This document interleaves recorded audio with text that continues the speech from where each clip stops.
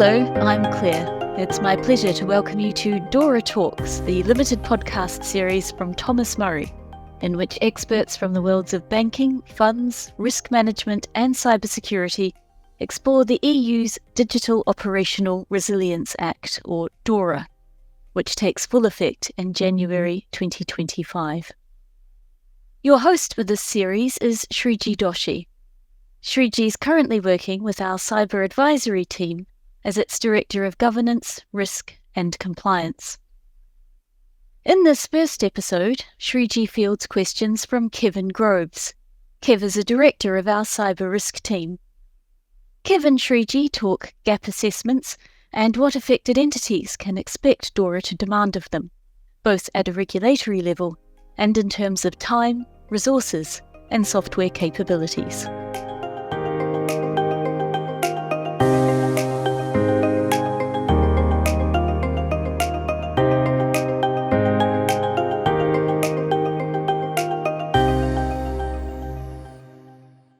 So hi Shreeji, thanks very much for joining us today. First of all, just keen to get your take on DORA in general and give us a bit of background on why DORA and why now.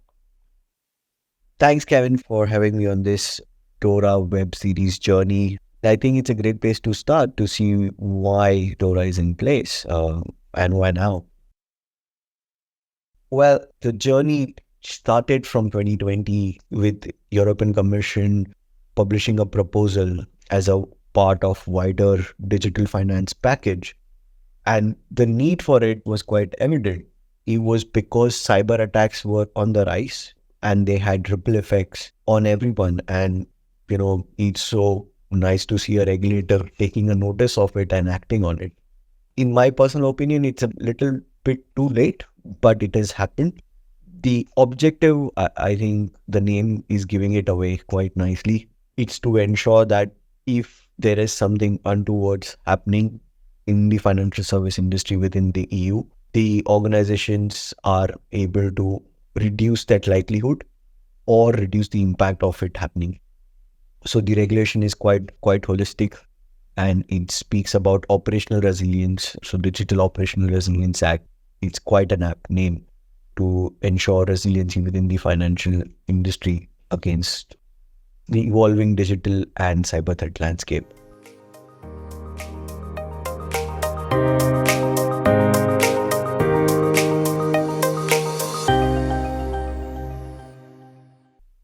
Thank you, Shreeji. Yeah, it's really interesting to get your take on that. And I guess it'd be really nice to highlight, ultimately who is affected by the new regulation. This is one thing which I love about this specific regulation. Typically, financial industry is known to be heavily regulated industry, but the regulation or the supervisory action was centered around big banks, systematically important banks or insurance players or FMIs. They were heavily regulated by individual or national banks. Now, what DORA is doing is widening this net to a host of other industry players in the financial service industries, so it's no longer just banks or insurance. It goes to pension funds, it goes to investment funds, even crowdfunding service providers. So it's broadening that scope, which I think was the need, and they've kind of acted well on that.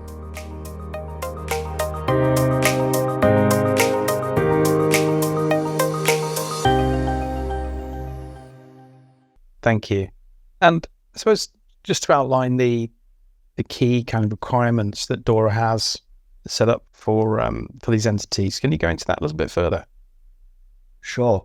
So before we get into that, I think there is one aspect of the first 2 points that we discussed on the scope and the objectives. I think the requirements that are there in the regulation is kind of aligned to that. What they want to do is harmonize on how each of these organizations, irrespective of the size, manage risk in a consistent way. So it's going prescriptive on what organizations need to do from a risk management point of view. So it's establishing framework, establishing governance, establishing requirements around protection, detection, identification, response and recovery. It's going to that level of details, but it's harmonized, meaning that everyone would be adopting more or less similar practices.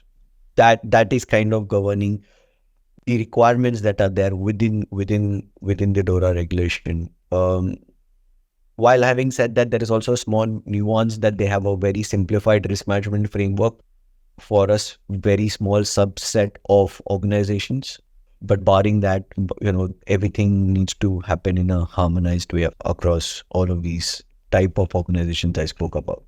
So it has provided mandatory requirements in 4 areas, which is around ICT risk management framework. Then you have elements around incident management, so ICT related incident management and reporting. Then you have digital operational resilience testing, which is more around technical testing, and ICT third party risk management. So there are mandatory requirements. And then on a voluntary basis, there is also requirements around information and sharing. And if we go one level deeper into each of these 4 pillars for now, on the ICT risk management, what the regulator is pushing is all these organizations needs to establish some sort of governance where a management body has to be, delegated the authority of managing ICT risk, along with setting up a risk management framework that is quite holistic, covers all area of cyber security or information security or ICT risk. And there has to be some element of learning, evolving, continuous improvements around this, which is great. On the incident management reporting, we would have a separate session of that, but it's providing requirements on what are the various ways an organization needs to classify an ICT incident. What are the thresholds of getting a major incident? So it's fairly prescriptive in that way. On digital operational resilience testing, it is mandating organization to perform technical testings, threat-led penetration testing, which was to an extent implemented through DORA framework within the banking sector, but now the scope is a lot broader. Then on the ICT third-party risk management framework, also there are so many prescriptive requirements coming around what kind of standard contractual clauses you have, what kind of risk do you assess from a third-party point of view, concentration-related risk. So it's quite holistic. It's so good to see a regulatory approach where there are so prescriptive requirements around all of these topics. Agreed, definitely.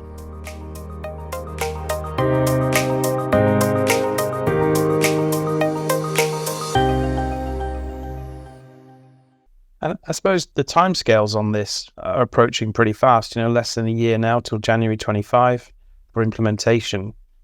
Any ideas on the types of enforcement that's going to be brought in post the 17th of January 25? So the regulation offers supervisory mechanisms to be enforced as, like administrative fines, which could be financial in nature. There could be public reprimands. There could be regulatory push on solving certain issues or gaps being identified by the regulator. It could also be compensation for any losses borne by customers, which can directly be attributed to non-compliance. So there is an element of multiple levers that the regulation has offered to the competent authorities from a supervisory mechanism point of view. Understood. And you mentioned there a gap assessment. Can you just outline, our approach to running a gap assessment on behalf of organizations? Yeah. I think every organization, if they want to do a compliance journey, gap assessment would be the first step, as in it's a no-brainer to kind of look at it. Basically, it's looking at the regulation turning into a questionnaire. Using this questionnaire, organizations can perform like a self-assessment of sorts and then benchmarking themselves on how far they are from a compliance. Or there could be organizations could kind of take services where, there is some element of support around conducting interviews, identifying gaps, documenting it, providing like a compliance journey. This approach would be more useful because you would get an external view, and it would be, I think provides assurance to wider businesses that the organization is taking right steps from a compliance point of view. So there could be multiple ways in which organizations could go about doing this gap assessment. Great. And I guess Thomas Murray's gap analysis, the outputs and deliverables from that would be, I suppose ultimately a compliance roadmap. What would be the key streams that Thomas Murray might support an organization with that ongoing compliance piece? Where Thomas Murray would be able to support on multiple aspects. I think all the requirements that are there within DORA.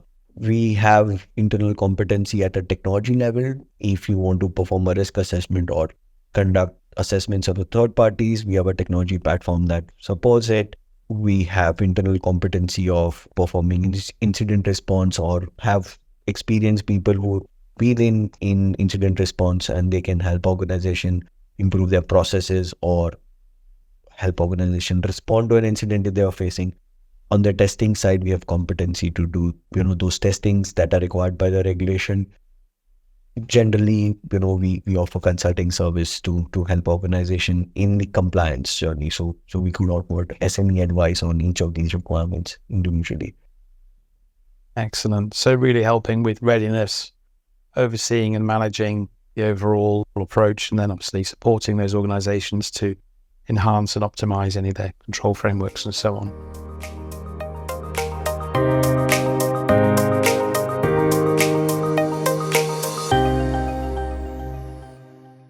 How will most entities affected by DORA be taking this from an investment perspective? How much ultimately time, effort, resource, software capability is going to be required? There are certain quite mature organizations on the security maturity scale, and they have already kind of done a DORA gap assessment. They have like a full 9 months program from a compliance. So if a matured, organization that I was, I'm aware of is undertaking steps to kind of have a compliance journey, which kind of lasts 9 months, I think it's safe to kind of extrapolate that to say most organizations would need to find investments from a compliance point of view. There are so many requirements in DORA that may, require redoing the processes that you existing have, which means that you need to train people, you need to get an element of change management that organization would need to think of. So investment in time, resource time, all of that needs to be factored in along with the various BAU work that, are the usual challenges. And there are certain requirements that might even warrant, on getting additional software capabilities for it. If you have to manage third parties in a consistent way, if you have to record risk and report it, you may want to have, not do that on an Excel and look at solutions. So it would kind of require organizations to invest on multiple fronts that will stem from a gap assessment, as in that would be the cornerstone of everything. That was going to be my next question, actually, was, I think is running that initial gap assessment is where you're ultimately going to pull out the future requirements and have a much clearer and better understanding of those placed on organizations. Indeed. Brilliant. Well, thank you, Shreeji. Thank you. That completes today's episode in the series. Just before we close, though, it'd be good to understand, just get a bit of a sneak peek at the future episodes, part of the series, if that's possible. Yeah, we would be diving into details on two specific pillars or chapters of DORA. One is on the incident management, ICT incident management, and ICT third party. So we'll further be going into details of these two areas. From a Thomas Murray point of view, we have fairly good understanding of the FMI market and the funds market. So we're going to talk to experts who understand these institutions and what could be their DORA challenges and how they could overcome those challenges. So we'll be talking about FMIs and funds in two separate episodes. Excellent. Thank you. We're all looking forward to it. Thank you. Super. Thanks, Kev.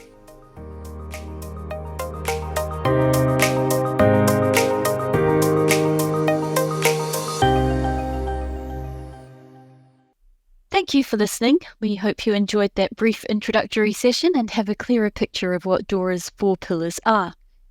If you have any comments, feedback or questions for Shreeji or Kev, we would love to hear from you. Just visit thomasmurray.com or email us, dora@thomasmurray.com. Those details are in the show notes, along with how to access our monthly DORA Digest series, our free DORA Readiness Toolkit, and all our other DORA-related content. Please join us next time when Shreeji's guest is Panos Kaziris, Director, Financial Market Infrastructures. See you then.